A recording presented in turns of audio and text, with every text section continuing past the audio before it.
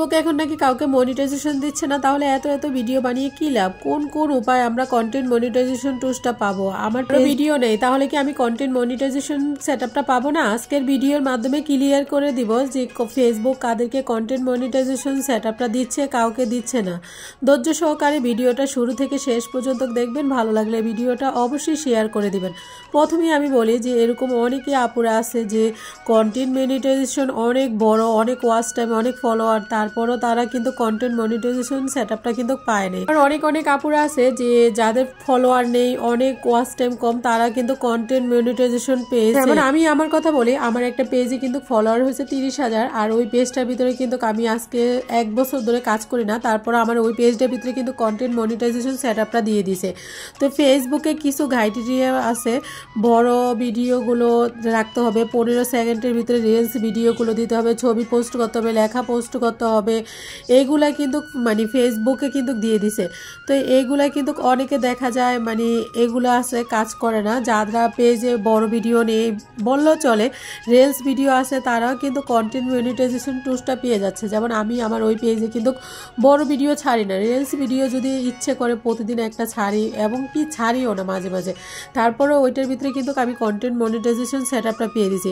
যেহেতু content monetization সেটআপটা ইনভার্সনের মাধ্যমে দিচ্ছে, এটা কোনো ক্রাইটেরিয়া সেভ করেনি, সেহেতু কিন্তু অনেকে পাচ্ছে, আবার অনেকে কিন্তু মানে যারা কন্টেন্ট ভালো, যাদের ভয়েস ভালো, ভিডিও ভালো, রেস আছে, তারা কিন্তু কন্টেন্ট মনিটাইজেশন মানে সেটআপটা কিন্তু পাচ্ছে না।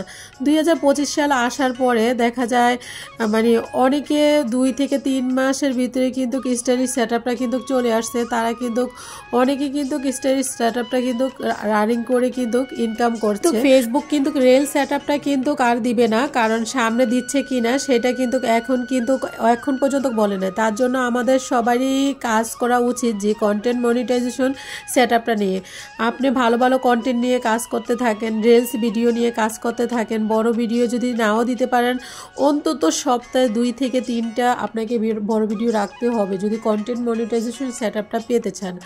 তো সবাই চেষ্টা করবেন লেখা পোস্ট করার জন্য, পাশাপাশি স্টোরি পোস্ট করার জন্য। এইগুলা মানে রেগুলার যদি করে যান, তাহলে অবশ্যই কন্টেন্ট মনিটাইজেশন সেটআপটা পাবেন। তো যাই হোক, কথা বলতে বলতে কিন্তু রান্নাবান্না শেষ করে ফেলছি। আর পোলাওর সাথে কে কে আলু ভাজি, বেগুন ভাজি খেতে পছন্দ করেন, অবশ্যই কিন্তু কমেন্টে জানাবেন। আমার কিন্তু খুবই ভালো লাগে। তো এদিকে আজকে প্রথম তরমুজ আছে, তরমুজটা কিন্তু দেখতে যেরকম ছিল কিন্তু খেতে ওরকম হয়নি, একদম মানে কীরকম বলে, যাই হোক ভাল্লা হয়েছে, রোজা থেকে যেটাই খাইছে আলহামদুলিল্লাহ। তো আজকের মতো এই পর্যন্ত কি, যদি ভিডিওটা ভালো লেগে থাকে অবশ্যই ভিডিওটা একটা সুন্দর কমেন্ট করে যাবেন। আপনাদের কমেন্টগুলো পড়তে আমার কাছে অনেক বেশি ভালো লাগে। রিজিকে যা ছিল তাই আজকে ভিডিওটা। আলহামদুলিল্লাহ, আল্লাহ হাফেজ।